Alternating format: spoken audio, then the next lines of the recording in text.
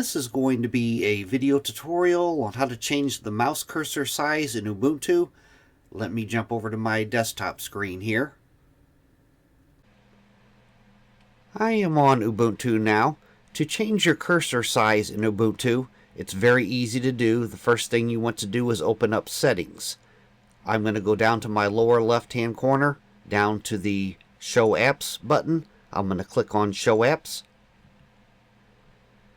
And then I'm going to look for my settings icon. If you don't see your settings icon in here, then you could search for it up here. Mine happens to be right here. I'm going to open settings. Now in the dialog box that opens up here, the pane off to the left hand side, you want to scroll down to where you see it says accessibility. Click on accessibility. Then in the center pane, you want to go up to where it says Seeing and click on Seeing.